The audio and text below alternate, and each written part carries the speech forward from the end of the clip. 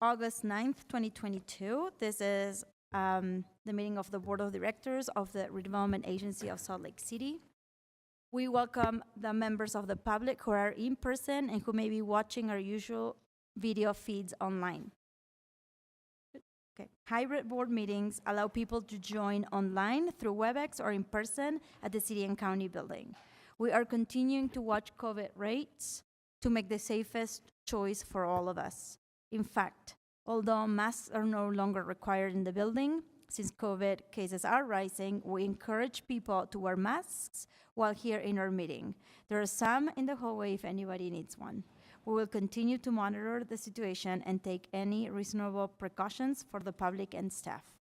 Let's move on to our first agenda item, which is Section A, comments. We start our RDA meetings with comments to the board. Your feedback is always welcome, and you can share that with the board at any time by mailing the council office at P.O. Box 145476, Salt Lake City, Utah 84114, or emailing us at council.comments@slcgov.com, or by calling our 24-hour phone comment line at 801-535-7654. Councilmember Valdemoros, can you pause for just one moment? I'm sorry, we're getting feedback that they can't hear you. Okay. Can you guys hear me there? Yeah, okay. It's resolved. Thank you, Councilmember, or board member, sorry. We are accepting your comments in person and through WebEx. And for those whose only option is to call in, staff will be monitoring a separate telephone line. I want to mention our rules of the quorum.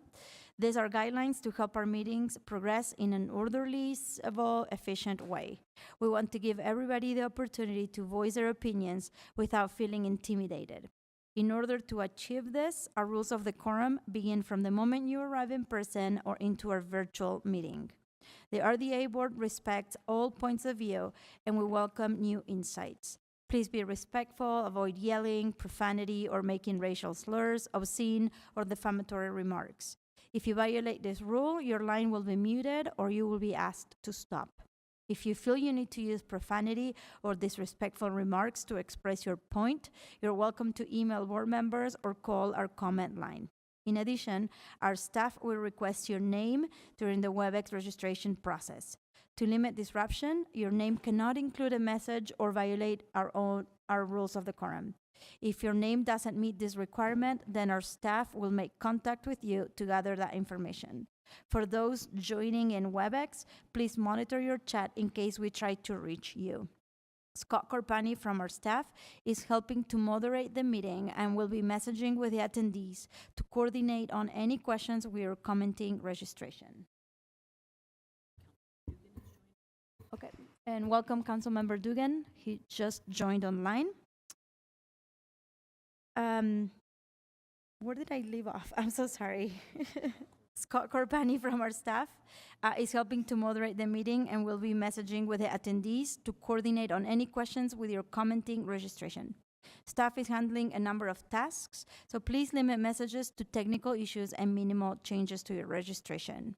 Taylor Hill on our staff will be calling the names of those who wish to comment.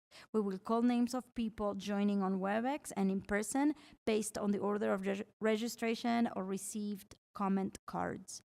When it is your turn to speak, Taylor will announce your name.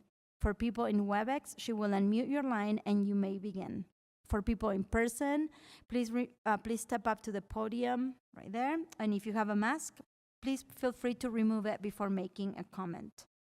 Once you begin, please state your name and the 2-minute timer will start.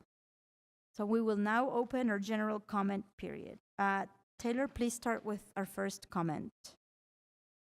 Thank you, Board Chair. It looks like there are 5 people here to speak to general comment. The first will be George Chapman, followed by Jeff Murdoch, and then Janet West. George, you're now unmuted. Okay. You're discussing walkability on the Housing Development Loan Program, which should include public safety. There are many cases where walkability is non-existent around the shelters in the RDA area, especially on and near Paramount, due to public safety. So walkability is discouraged with broken windows and damaged storefronts, and the city's RDA board should address this. In addition, I know the board is not sexist, but the system is sexist if a woman small business owner is continually ignored when she complains of her business being assaulted. Again, she is ignored due to her constant, legitimate complaints. And that's how sexism builds. You know that. You agree with that. And you're not sexist, but sexism builds when women are ignored. And that is important. I urge the RDA chair to entertain a motion to set a public hearing on setting up a crime mitigation fund through RDA at next week's formal city council meeting. Businesses have been waiting years for help, and it's time to stop encouraging systemic sexism by ignoring a woman small business owner. Business owners cannot use insurance since it happens weekly. Thank you for listening. Any questions or comments? Next, we will hear from Jeff Murdoch, followed by Janet West, and then Peter Caroon. Jeff, you're now unmuted.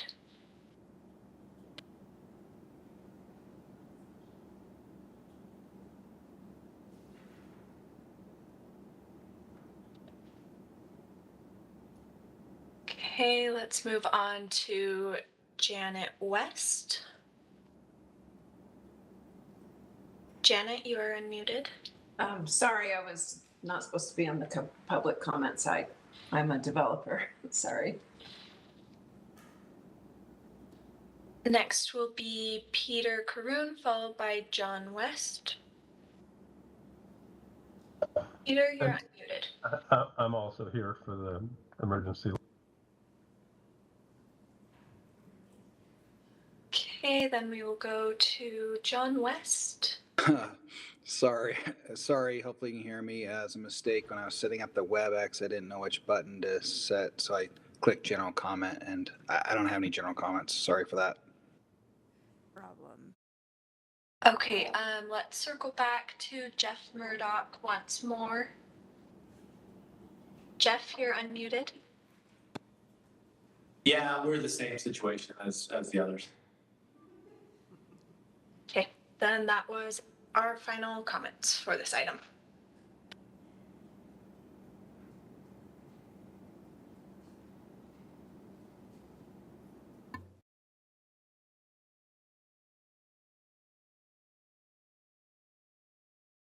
All right.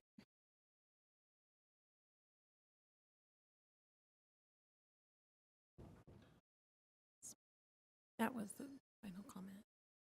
Yes. Last one. Okay. All right. So thank you for those that provided general comments. And I don't see anybody else with any other comments in person unless, nope. We have no public hearings today, so we're moving on to item C1. And that is the approval of minutes of June 14th, 2022. So I need a motion for this. Madam Chair, I move that we approve the meeting minutes for June 14th, 2022. Okay. Second. I have a motion by Board Member Puy, it's seconded by Board Member Mano. I'm going to roll call this. Petro, Yes. Mano, Yes. Puy, Yes. Wharton, Fowler, Yes. Dugan, Forgot my name for a minute. Yes. and I'm a yes, so that passes. We're moving on to item 2, and I think Jen has a comment before we continue. Madam Chair, I just wanted to let you know I'm filling in for Allison Rowland Okay. on the staff on the issue. All right, so I'm going to introduce this, and then Jen will substitute Allison. So item number 2 of the agenda is a resolution about the Housing Development Loan Program Emergency Gap Funding Allocations. So we're receiving a briefing today, and at the table we have Jen Bruno, Tracy Tran, Kate Werrett, and Danny Walls. Madam Chair, I'll just do a quick intro and then turn it over to these guys. Just by way of reminder, the board set aside a separate pot of money that could be accessed by developers to fund gaps in current projects. As part of setting aside that money, the board adopted some criteria to guide how those choices were made. And so the RDA staff is here to present their recommendations for who should receive that emergency gap funding. It's our understanding that the staff is requesting the board adopt or act on this fund tonight or today because obviously this construction costs are only increasing. So thanks.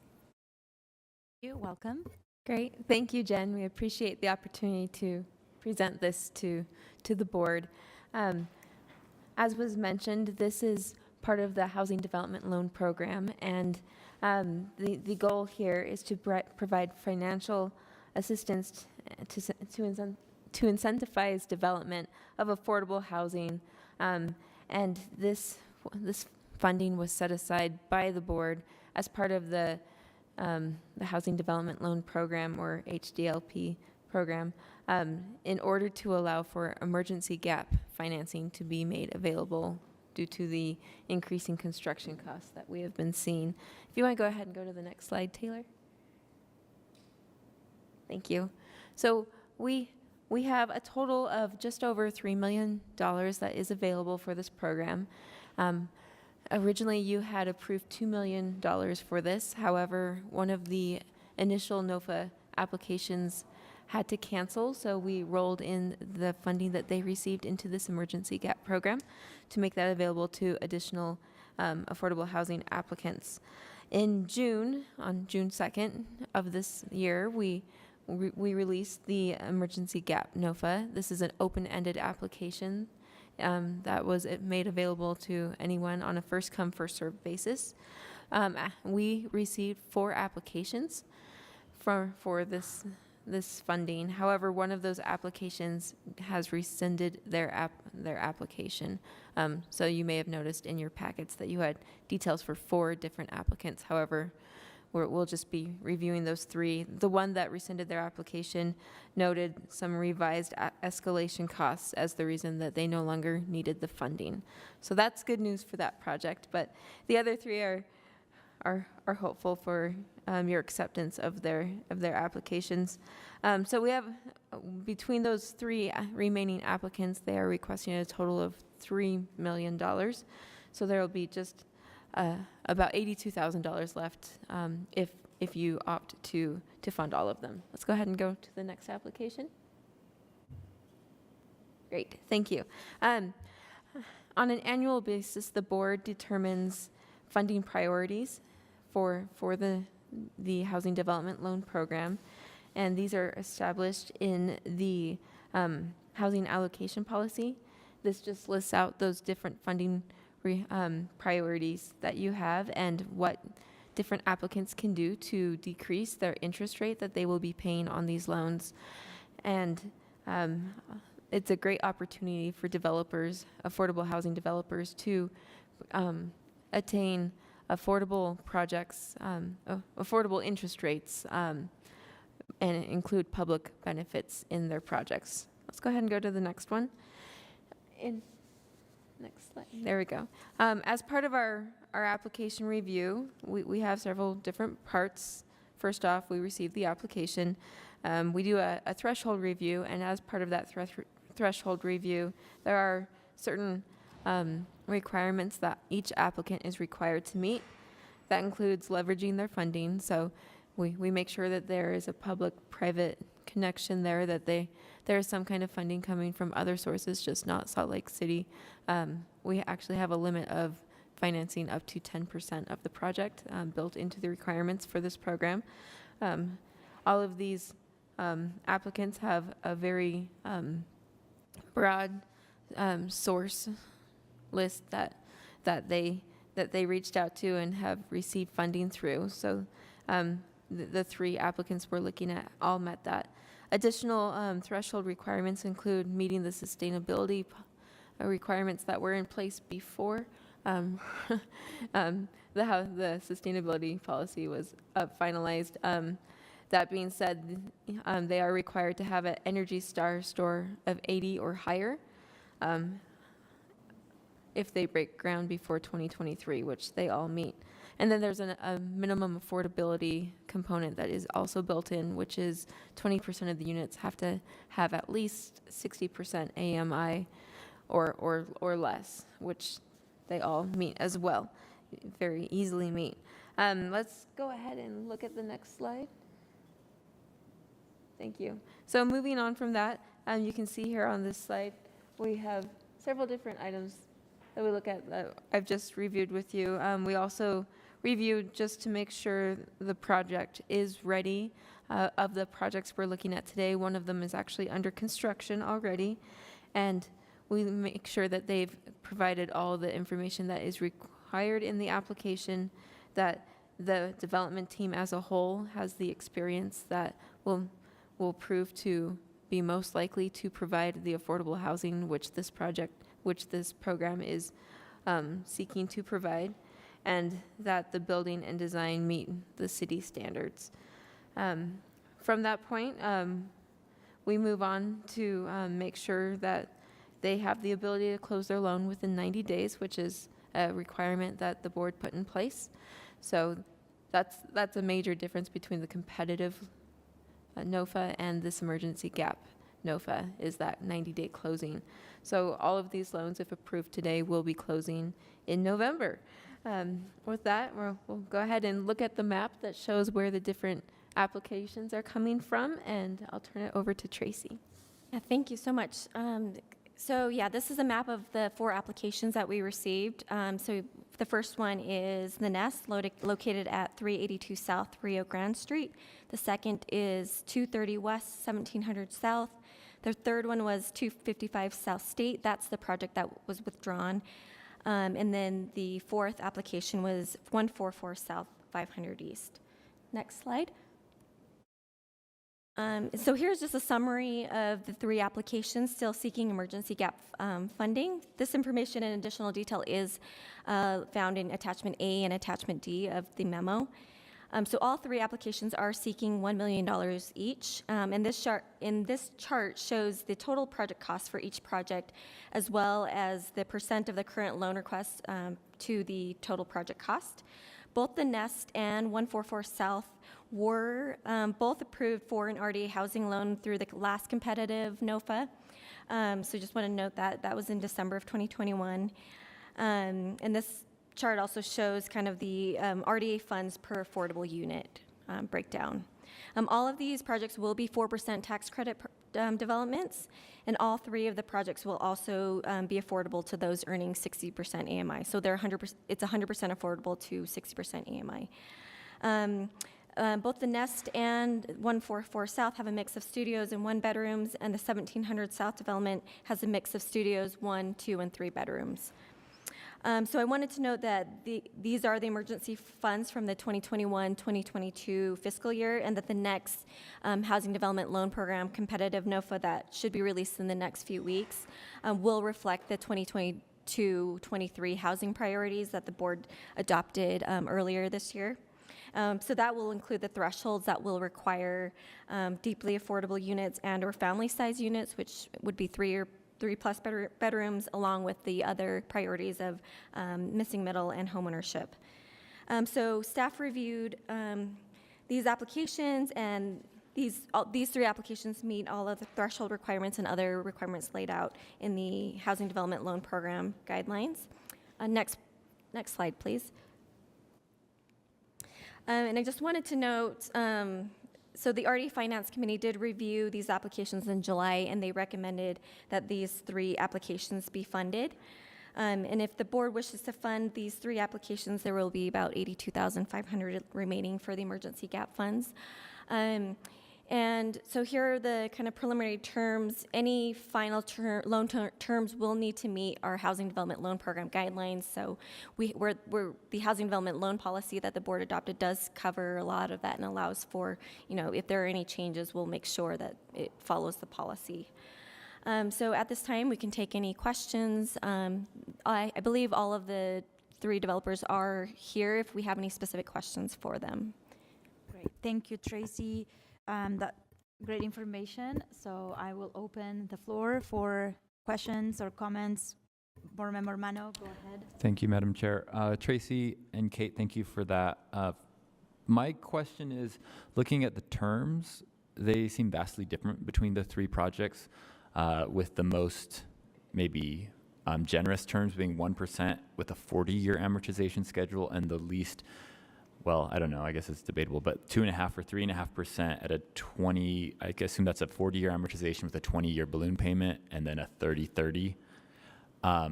Why is that so vastly different? And it seems like we're giving the most generous terms to the one that's actually the smallest, and within which we have the largest percentage of equity participation. So how is that decision made, and why is that one project getting so much more than the others? Yes. I know it's the same number of money, but the terms are vastly different. That's a great question. So the standard loan terms that talks about like the interest rate reductions and whatnot, that's all laid out in the Housing Development Loan Program policy that you guys have adopted. So it does provide a little flexibility there. So it does allow for a term. Generally it's a 30-year term, but if they do have like a higher or a longer term, we would require a longer affordability period. So there's some things that within the policy that allows them to be a little creative on the term and amortization, and the interest rate reductions are based on are based on that list of project priorities. So some projects, I believe the 144 South does meet like 4 of the project priorities, so they were able to reduce that from 3% to 1%, whereas the other ones, they met various. Some met one priority, some met a couple, so that allows for that flexibility. Okay, I appreciate that. And I guess for my purposes, assuming that I'm hearing from staff that this is all just in line with our policy, and that's why some projects got a much lower interest rate than others, then I think for the decision today, that's fine, let's do that. But I have been suspicious that that sometimes the public benefits are not compatible with the amount of financial benefit that comes from the interest rate reduction. And it's also something that is totally dependent on a dollar amount of the loan that we're giving. Mm-hmm. So a 0.25% interest rate reduction on a small loan, $1 million is relatively small, right? May not be as big of a deal, but if it's on a $15 million loan, then that may be an enormous financial benefit to the developer for something that's actually relatively inexpensive. So I'm just signaling my desire to understand that a little bit better, and a request for specifically these three. If you could get me just like an email or something that says, here's the public benefits that each of them provided that qualified for them for that interest rate, so I can just sort of analyze that and think, yeah, that makes sense, or actually, wow, that you might as well put a bike rack in and save $12 million in the long run. There's some things that I think are probably pretty simple to do that you can get a pretty big interest rate, and others that are pretty hard to do so I would want to just right size those interest rate reductions. And I love that there's 3 specific projects we're looking at the same time, so that I can have a real life case study to sort of understand that. So if you could just maybe help me with that. I don't need that for today or for the decision, but I would like to look at that a little further as we continue to refine our policies. Yeah, we'd be happy to send those to you, and would definitely welcome your feedback. Anybody else? Any questions? Fowler? Thank you. I have a question of how we put money back into the NOFA after we spend it all. So it was awarded, and then I don't know if you remember the Schmidt Apartments project. Mm-hmm. That they were unable to finalize and solidify the other funding sources, so they canceled their project. No, I understand that part. I'm wondering how we replenish it now. So, and maybe I could chime in just from what I've observed, and I think that maybe I'll preface this by saying it's up to the board to decide how to replenish it. How it was done for this previous fiscal year was that you allocated funding from Funding Our Future from the general fund to the RDA. And then as the RDA gets loan repayments, those are kind of reprogrammed The RDA also puts in quite a bit, if I'm remembering from, not quite a bit, but the statutorily required housing set aside into some of these programs as well. So that's a much smaller amount, obviously, but there's no sort of statutory limit on how much from funding funding our future you could contribute to this. And so that's been an item we flagged, as if the need was this, if the need was 10 million and you were only allocating 3 each year, you could reevaluate sort of how you split up the funding our future allocation to look at that. Thank you, Jen. I appreciate that. And the reason I bring this up is because I appreciate that we can do something like this, right? That this is the whole point of having this particular fund. And when we have something that says we have these great projects that are adding that affordability and attainability to our housing stock, and we have something there, we have that piggy bank there to say, okay, we can help out. So for me, it's like, I think more of a policy discussion for the board of how we continue making sure that we have that funding there and what we're allocating to that so that we can support projects like this in a time of need when that's the whole point of it. So Thank you. I appreciate that. I think probably we ought to think about this for the next year as well and see what happens with the world, with the market and everything in the foreseeable future. I do appreciate that you mentioned one of them does have 3-bedroom apartments, and that's in the Shore House area, I believe, on 17th, or maybe not Shore House, but further south, 17th South and 230 West. And once again, to reiterate to the world that is listening and that is observing how the RDA works, and as staff has mentioned, we are really interested in family-size housing when we put funds out there. That's the one thing that we need, that constituents ask us for, and the obvious need in Salt Lake City is that we have bigger units. So anybody that is listening, we're here for you if you come to us with family size housing funding needs. Anybody else? Okay. All right. Well, thank you so much. That's all we have. And So I think they would look for a motion to approve as recommended, if the board's comfortable with that. If you Madam guys are Chair. comfortable with that, would you please say a motion to approve yes, Madam this? Chair, I would move that we approve this funding allocation. That's sufficient.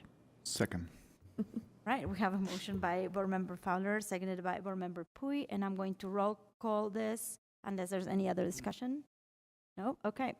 Roll calling it. Petro, Yes. Mano, Yes.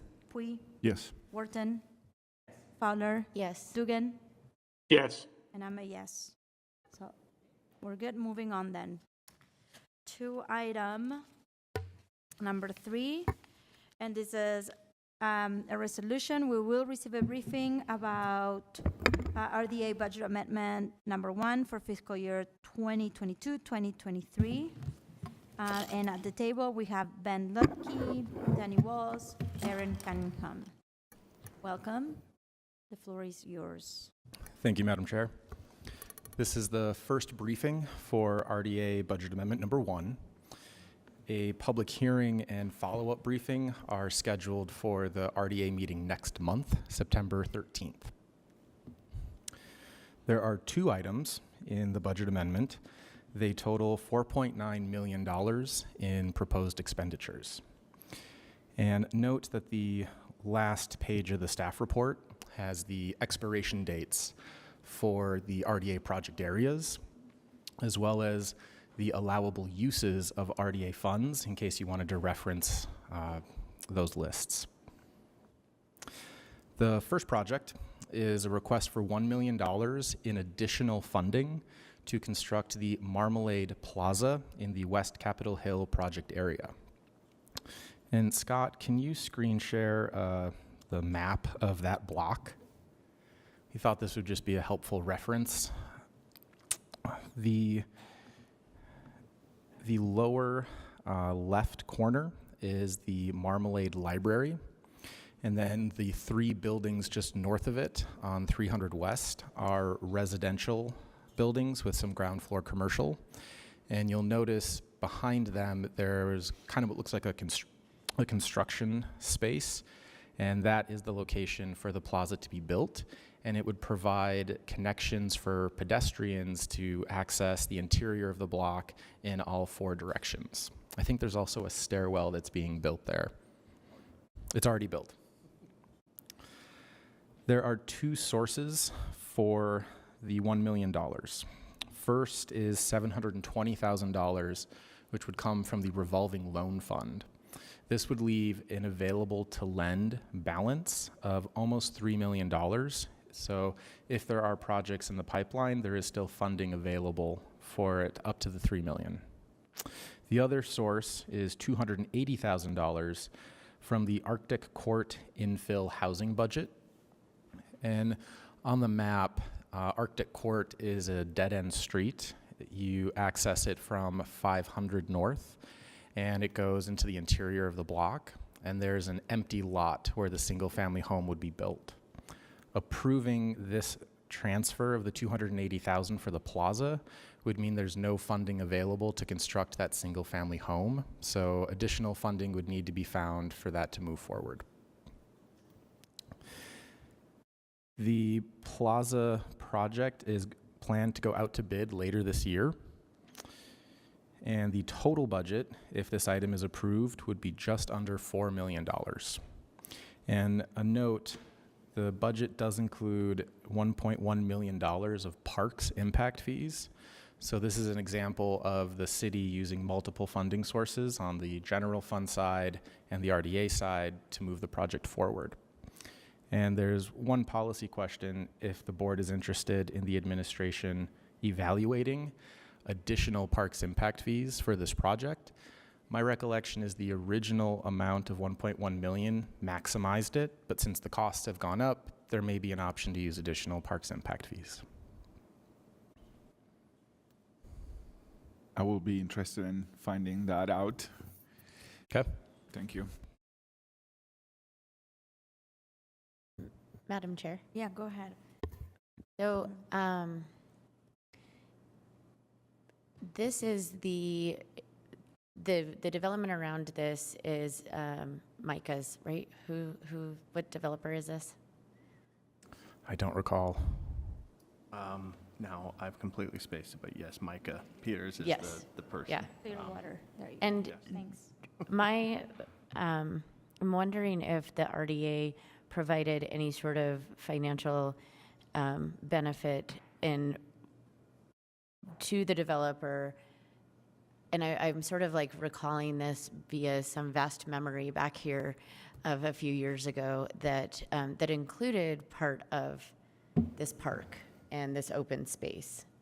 Am I making that up? No, the RDA had contributed, I think, and Ben pointed it out, not just RDA funding, but city parks impacts fees funding. I think there was, and I'm looking at Danny, I can't remember if Danny was here. There have been a few developers on this property, and the market's changed a lot since the first time the board put it, or the city put it out. I think there was a land write-down as part of encouraging certain development patterns. There wasn't a land write-down specifically for the property or the project, but there was some consideration given for the stormwater detention system that kind of was also built to service the block as a whole, if you will. And I asked this question simply, I know that everything has increased. It is what, I mean, we're going to be seeing this for the next 2 or 3 years of overages. But if we've reached out and sort of said, if there is some of that partnership with the developer that can be made as with any of these funds or anything along those lines, is just sort of one random idea I have. You don't have to answer that, Danny. Just something that maybe, I mean, I guess that's it. That is thought of whether or not there would be some more partnership there because of that kind of quid pro quo. We're helping you out, you help us out. This is one of those public benefits. Going back to what Board Member Mano said, that like, are we actually seeing with what we are incentivizing? I think the easy answer to that is probably not an opportunity to reach back out to that developer or the other surrounding developers because most of those projects are now done or right at near completion. As we've indicated with the developer of the housing project, Clearwater, they have provided additional considerations just as part of wrapping up their project and covering some of the costs for the street improvements. So they've kind of done a little bit more than what we asked them for, even for that. But for this park construction, probably not an opportunity to reach back out for assistance. But I will note that the developers, through what was originally constructed as an HOA and will probably transition to a special assessment, will provide towards the maintenance. Okay. Parks will take it over. They will provide part of it, but then there's also an assessment for the surrounding property owners that they do contribute some towards the maintenance. Okay, I appreciate that. Thank you. My other question is, instead of defunding the Arctic Court house, why wouldn't we just take all of it from the revolving loan fund? That is, as Jen would say, that's entirely at the will of you as a board. We can do that. I just wanted to beat Jen to that. Part of the rationale, though, is we know we don't have enough to do Arctic Court right now. So we fully anticipate probably needing to identify other funding sources and come back to the board to approve that. So we're already doing that. So where that money is sitting there right now, just utilize that and not necessarily have the revolving loan fund carry the full weight of it. We're asking for $1 million. We don't know if we will need all of that. And so the thought is if we need less than the million, whatever is not used would just go right back into the revolving loan fund. So. Okay, and then if we know that we don't have enough for Arctic Court, how much are we going to need, and is there a plan of where that funding source is going to come It's from? a great question. We don't have that amount right now. There is a plan, and we'd probably come back either as one of our later budget amendments when we get the final tax increment numbers, if we have that information then. And if we don't have it then, you'll probably see it in next year's budget as a housing request to do that project. Okay, thank you. Just a quick comment on the Arctic Court. I think I'm okay with pulling that money back and using it for this because I think there maybe is a more creative way that we can do Arctic Court, and I'm thinking of other small projects that the RDA has done. But that's maybe a discussion for another day. But this feels like it's opening up a possibility to like discuss the future of that, and I think there's actually some really interesting things, and maybe that could tie in with the Community Land Trust or the West Side Initiative, even though it's the east side of the freeway, but it's the west side of State Street. So it feels like it could be part of that model. At any rate, the West Side Community Initiative The can city be is good not for all limited parts of to the city. the city is not limited to where a community land trust could be located. It Yeah. may be in addition to the West Side Community Initiative. But I think that there's some possibilities for Arctic Court to be part of that package of solutions for families, especially because it's a house, so it could become a family. But we'll talk about. I would like to talk about that at some point, if possible. Is now the time to talk about Station Center, or we still need that to be introduced? So we need that introduced, but I had a comment before. Okay, moving on to, so then I think- I'll hold my Station Center stuff. Is that okay, Ben? Like, is that, yeah, okay. Madam Chair, Yes, go I'm ahead. sorry, if you could just inch that microphone a little bit closer. I'm so Thank sorry. you Can so you hear me much. now? I don't want soda splatter all over the microphone as I talk. Anyway, I am interested in that, what he was talking about, because we have this house opportunity. I think I had that question when we did the tour. I just can't remember if you can share that, like if it's going to be rebuilt, reconstructed, is it? The original, or I should say the current plan as it stands right now, subject to whatever we finalize, is we do have plans for that house. Those plans have been approved by the Historic Landmark Commission. So we were at the point that we were getting ready to bid that project. All of the funds we had previously for that project were not enough to cover that cost. So at that point, it had kind of gone on hold naturally until we identified the opportunity to come back to you as a board and request more funds. So while this wipes out all of the funds, we still have the plans, we still have a project that has been approved and we can move forward. And I think as Board Member Mono's indicated, we can certainly come back and present that for what that strategy is. And I think we can certainly look at incorporating ways of either doing the land trust or having some long-term commitment to what that house can be as far as either affordability or who the occupant is. And so That is awesome. Yes. I hope that answers both questions. That answers the question for sure. We want to earmark this house. I mean, it could be our first test on what you just said. So thank you. If there's no more questions about this house, for these funds? Chris, I see. No, you're not. Okay. Okay. So we're moving on then to Ben and Station Center. Yes, the second item in the budget amendment is a $3.9 million request to purchase property in Station Center in the Depot District project area. And Scott, could you put up the site plan map for Station Center? Station Center is 2 blocks between 500 and 600 west, 200 and 400 south. And the 3 parcels that are proposed for purchase are in development site number 4. These are the ones with the diagonal hashes through them. And 2 of the 3 parcels are needed to construct a new street. It would be called Woodbine South. The RDA has a contract to purchase these 3 parcels. This is why it can be talked about in a public session. The $3.9 million is proposed to come from an existing budget for public infrastructure improvements. The total estimated cost for these public infrastructure improvements is $15 million. There's currently $9.5 million, so only about 2/3 of what would be needed. Taking the $3.9 million out of that existing fund would further reduce the funding for public infrastructure improvements to about $5.5 million.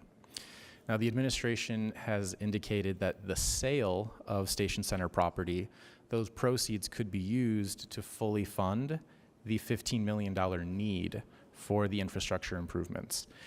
It is the board's role to decide what to do with the proceeds if the land is sold. The creation of the new street segments is to create smaller block sizes. Some of the other public infrastructure improvements are utility upgrades so that there can be greater density in the buildings on these blocks, as well as a festival street on 300 South, which would have several amenities. Some policy questions if the board is interested. You could ask the administration when final designs for Station Center are expected to be available, since the final designs will have a large impact on the total cost for the public infrastructure improvements. Other questions are potentially using transportation impact fees. New streets are typically eligible for transportation impact fees, but we haven't done that analysis here. And last, what is the current use of the property and whether the existing buildings would be reused or demolished? Great. Well, thank you, Ben. Danny, do you have any? Nothing to add. Okay. We're ready for questions. All right, so board members, we open the floor for your questions, comments, what to do with this property that we can acquire potentially. Go ahead. Thanks, Madam Chair. First, have we already acquired the art space, the other diagonal hashed? That's already done. So Yes. that should actually be dark blue in this diagram, right? So it's those 3 parcels in 4. Correct. I guess what I'll say is, and you probably aren't going to be surprised what I'm going to say, but I think it's great. And I know that we have the option to purchase it, so it makes sense for us to exercise that option. I would like to purchase it with a restriction that it be used for ground floor publicly accessible commercial spaces and affordable housing. And the reason I say that is it goes to the concerns that I've been having about this project for over a year now, where if we do a master development with 1 participant and only 1 user, and in this case, it sounds like it may be still the University of Utah, that's still being discussed, is my understanding. That's the last I understand. I'm an alum of the University of Utah. I think it's great, but I think anytime we have 2 city blocks where a majority of the parcels are owned and operated by 1 entity and managed and developed by 1 entity, that leads to things that I don't consider to be great urban scale and to be great neighborhood and community building. So these 3 additional parcels to me seem like a great opportunity to have at least part of what we control and do in Station Center be a little bit different. And my understanding is that the university is not that interested in being the developer of affordable housing. So I would like to have these parcels be purchased and put out as a separate RFP to somebody that's interested in affordable housing and ground floor commercial space, because I think those are the 2 pieces that I haven't heard come through with the station center plan that I would really like to see happen on that site. So that would be my thought. I don't know if you want to respond or if other council members want to respond to that. Can you respond I'm to happy that, to and respond then unless we'll- anyone wanted to add on to that first. Okay. My response first and foremost would be, we 100% agree with you. And if we have not conveyed that to where you understand that that is our goal with Station Center, then I apologize for that, and we will certainly do that. I say that both in terms of the original plan for the Station Center development that the RDA did, as well as what our goals have been as part of even our conversations with the university. As you've stated, the conversations with the university right now are still ongoing. They're somewhat on pause as they've had some leadership and staff changes. But prior to that happening, we were engaged in a significant outreach and public engagement study to look at what the uses for Station Center could be. And I think that's probably the part we have not adequately passed on to the board or conveyed because it was in process. But for anyone who went to those meetings and have been involved in that or even wants to have that information, very much the priorities for this development is street level activation as well as affordable housing.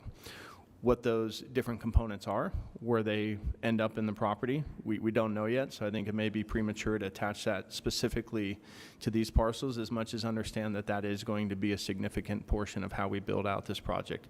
Even in our initial conversations with the university, we were having those discussions with them of what that activation level would be, what the uses would be, how would we, one, for lack of a better word, require that? How would we phase the development into different parcels so that it wasn't feeling like it was a master developer building it all at once? And then also what components like affordable housing would we need to put out to other developers that, you know, aren't the university and isn't necessarily their niche. So I guess I can understand that with a site this large, you want some flexibility as to like where things make the most sense. And if we were to just say these 3 specific parcels, especially because there's a little piece in between it, maybe that's geometrically challenging, but could we put a stipulation that whatever percentage of the RDA's property ownership in those 2 blocks is comprised of this, that percentage be put out as at least that percentage be put out for a separate RFP specifically for affordable housing and ground floor public commercial space, so that at least that one piece of the parcel of the property is sort of, it seems like since we haven't owned it yet, it hasn't been sort of softly offered to the university as part of whatever agreement they're doing. So it seems like a good opportunity to kind of be able to carve out at least one chunk and say there's going to be 2 separate RFPs that come out. One that's going to be with for this concept, that the innovation hub or whatever, and another that is for affordable housing and commercial space. To me, university campuses are a different thing, right? And it's okay for university campuses in some ways to just sort of be a massive site that is all education based. But even if you look at like campuses like NYU, things that are integrated in the urban fabric of a city, it's not that way. And there are buildings owned by the university intermixed with buildings not owned by the university. And I think that that leads to a really good urban experience, and I would like to see that here. So I want at least whatever percentage those 3 parcels comprise of to be carved off into one separate RFP. And I'm okay giving the RDA the flexibility to put that wherever it makes the most sense if it's not in that exact corner, but at least that percentage. I think as staff, we're totally comfortable with that. On behalf of the administration, that's entirely their goal. I recognize from the board that you probably want to put some guarantees on that, is exactly what you're saying. So I would look at either Jen or even Katie of what level we could do that as far as approving the budget amendment. So yeah, I think that, and I haven't had a chance to brainstorm this with Katie, so it's great that we have an extra month to figure it out, because this is just this is an informational briefing step. We have a public hearing next month. The tool that is kind of percolating in my mind is similar to what we've done with budget contingencies, which is that the money is released when a contingency is achieved. And but we can brainstorm with Katie and Allison sort of what appropriate tool makes sense. Thank you. Thank you. I share a lot of thoughts with you there, and so I'm okay with this too. I would support something like that. I know Board Member Dugan has a comment or a question, so please go ahead. Thank you, Madam Chair. My comment with Councilman Romano, fully agree. I just want to be a little bit more specific when we talk about affordable housing. Back to our previous emergency loans, I'd like to see some affordable family housing, which just doesn't mean just a few two bedrooms, but maybe possibly 3-bedroom apartments here. And maybe with some support services for family housing, vice just affordable housing. Great points, Dan. Thank you, Board Member Dugan. Go ahead, Board Member Petro. I also am struggling a little bit with how we're doing ground floor commercial. This concept of small spaces. I don't want to give directives to people who don't report to me, but it seems more efficient if we had a more proactive economic development lens that would recruit and then customize spaces, as opposed to, we know that we're going to have a little bit of a food desert. The bodega at Gateway is the only thing that will be walkable from here. The closest other things are on the other side of the tracks, presenting that issue. So we know that, there's going to be a food desert here. Why I would like to see us, when we're doing those ground floor commercials, to be more proactive with the lens that we're using to customize those spaces so they're more readily available, both in scale and price point, for people who are likely to come in and make it a vibrant area. Perfect. Thank you. That's an excellent comment. Board Member Mano said that was an excellent comment. Thank you. Anybody else talk about any questions, comments? No? I think wholeheartedly agree with what has been said. I know the administration has plans, if we forgot or people don't know about,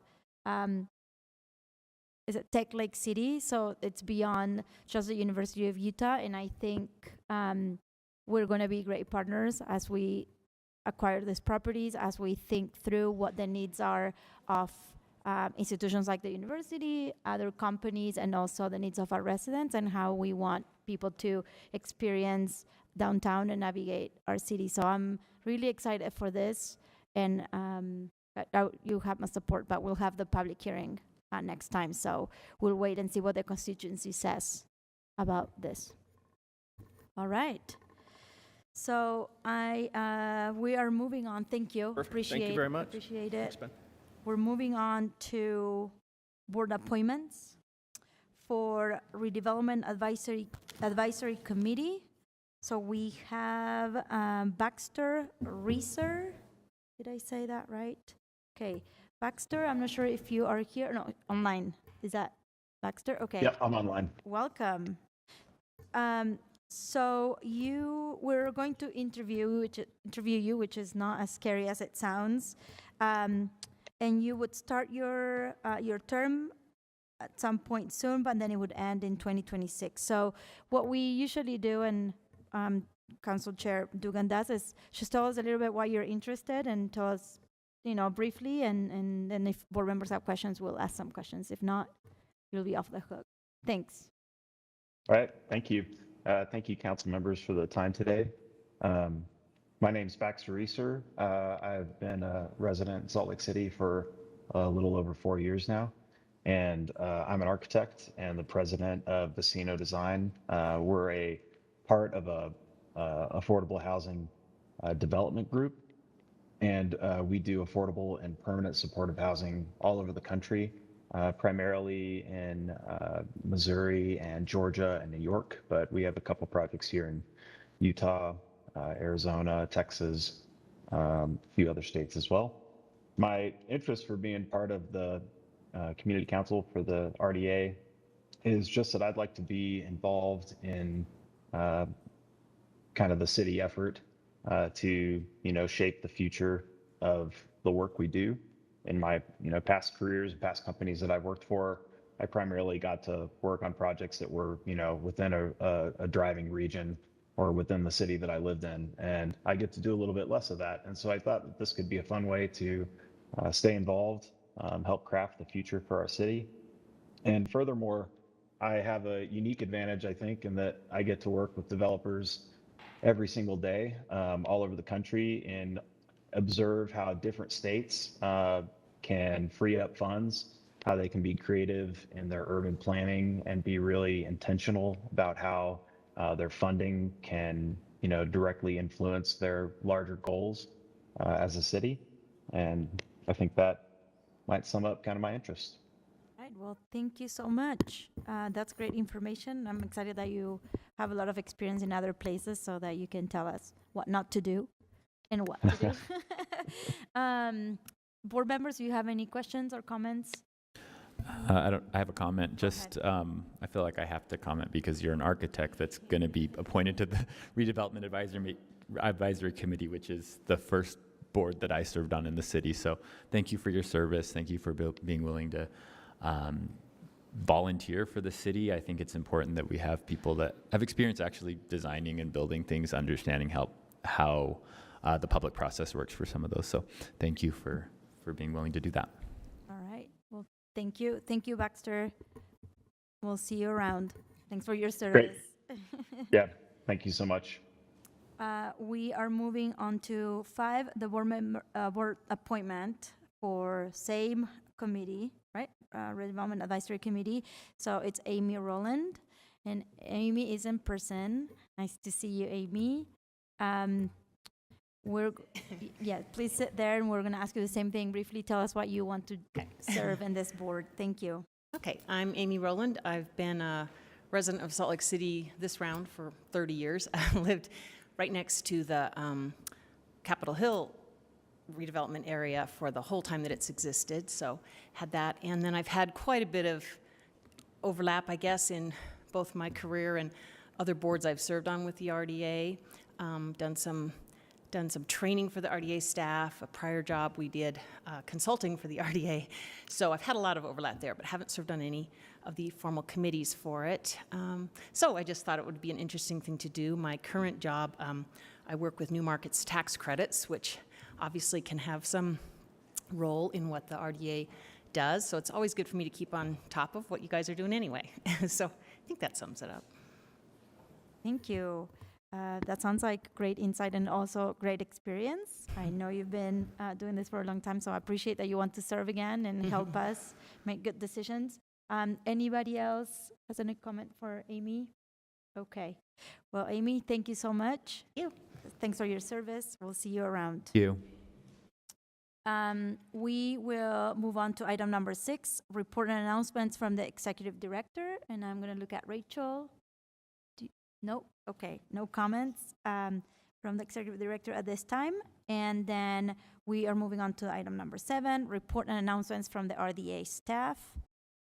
So Danny, welcome back. Thank you, Madam Chair. You were a little bit quicker on that, so allow me some time to find my email and notes on it. So appreciate the opportunity to give a few quick project updates and then one staff issue of note. Number 1, the RDA has closed on the $7 million loan with Asher Adams. This is for the renovation of the Union Pacific Depot and addition of a hotel behind it. This has been a loan that the board approved, I don't want to say how long ago, but it was at least pre-COVID. We'll just go with that, okay? I think that's a good mark. And so during COVID and beyond, they've been structuring their financing. They've been successful at that, and we have closed on our loan. So we're excited to see that finally close, and we'll get you information on what we anticipate being a groundbreaking at some point in the near future. Number 2, I think Chairwoman Valdemoris, you spoke at the opening of the UTA station, 600 South and Main Street. It was very exciting for us to complete that. Thank you very much for your comments with that. It was covered very well by the media, and it was very critical of this board and the funding that you approved, so we want to make sure we thank you for that. There's a little bit of a leap of faith, I think, as we did this project and how we structured it, and I want to stress 2 things on that. Number 1, we were fortunate to get contributions from private developers to build it. I think that was something that was unsure of when we first proposed this, but we were successful with that. And so I think that's significant when we look at how we partner on these public transit projects. And then I want to give credit to Kara Lindsley, who, if nothing else, continued to convince me that this was going to be successful and that we could do this. And she and the rest of the staff delivered on that. And so we have a new station, great public art is part of it, and within an area of the city that's seeing a lot of development. So thank you again for your support on that. And then third and finally, it is bittersweet to announce the departure of Court Utley, who I think most of you heard after 11 years with the city, he is moving on. He has taken a job with Larry H. Miller Real Estate to go and be essentially in charge of their placemaking and community engagement and development as part of their development. So it's hard to see him go. He's been part of the agency for a while, but we're excited for his opportunity. And I don't know if he's back there. You can certainly call him up if you want and embarrass him. But if nothing else, we wanted to say publicly thank you for his contribution in the city and RDA projects. So that's all we have, unless the board has questions or wishes to comment. I just want to say thanks, Court, for everything you've done. Also, I blame you for me being here because I now we know. applied for an RDA RFP and did not win that, but Court said, Darren, I think you should be on the Redevelopment Advisory Committee. I was like, I have no idea what that is, but I'll apply. And that sort of got the ball rolling, so thank you, and also I'm mad at you for doing that, but you're going to do a great job there, and I'm sure that our paths will continue to cross with that position, so good luck. Madam Chair. Yeah, go ahead, Amy. I want to just say that, Court, you didn't run this past me before you decided to do this, so I am denying your request to leave the city. No, I do want to say congratulations. I think it's an awesome opportunity, and we will be very, very sad to see you go.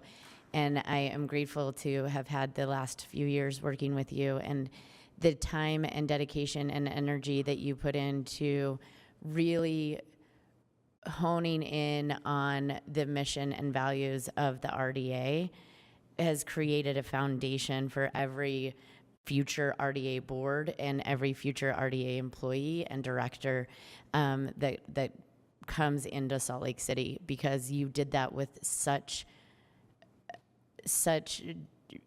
minute detail to what we all want in this city and what the RDA really does stand for, and took every wordsmithing and every amount of hours that we spent on that damn thing and made it absolutely amazing, and a document that will continue to really mold what the RDA's missions and goals and values are.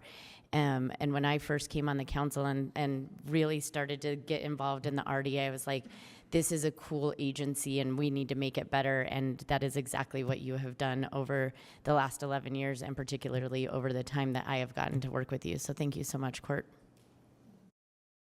Thank you. Anybody else?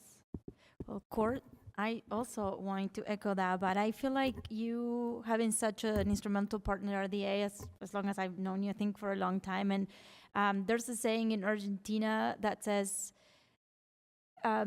you put on the jersey of the team, meaning that you have been such a great leader and such a... Te pones la camiseta. Look at him. Yes.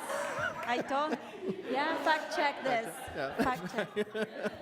Fact check. Thank you. The original thing.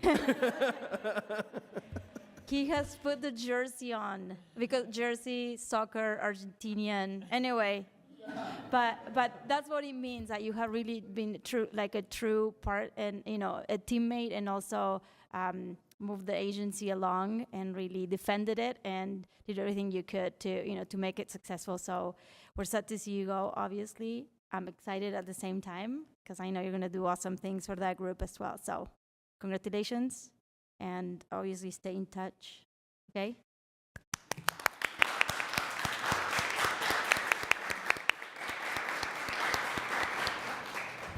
All right. Also, something that you forgot, we had a community event. We had Japantown, and I'm not sure if we talked about that. There was there in a, Yes, I forgot to include that. I yeah, so it was apologize. Has it awesome. been? I guess it has been. Yeah, it's been like a month. I feel like that was a while ago, and we may have provided an update on that. But you're correct. We had what's the word I want to say? We had a presence at the Obone Festival and had a booth there presenting the plan and receiving additional input or providing information to people who wanted to understand what that study was and how we can continue to push that along. So, yes, thank you for reminding me of that. It was a skipped great over that festival one. and well attended, and I saw the booth with all the project and the plans for that street. So thank you. And it was hot that day, so. Yeah, thank you, Corinne. for Big being shout there out to too, Corinne for. and everybody else. Yeah, and Amanda and Catherine for manning that. All Thank you. right. So now we are moving on to item D, written briefings, consent, and then a motion to approve to the consent agenda. So moved. Second. All right. Motion by Board Member Pui, seconded by Board Member Fowler. I'm going to roll call this. Petro, Yes. Mano, Yes. Pui, Yeah. Wharton, Yes. Fowler, Yes. Dugan, Yes. and I'm a yes. So the consent agenda has been approved. And then, let's see, we don't have a closed session. So that is all. We are adjourned. Can we get back by 3:15? Can we get turned over that quick? 4 minutes. All right, can we have about 10 minutes to do the reboot? 10 minutes, okay. 10 minutes, Councilmember Dugan, there is a separate link for the council work session, so just make sure you join that one in 10 21. minutes. Thanks. Thank you.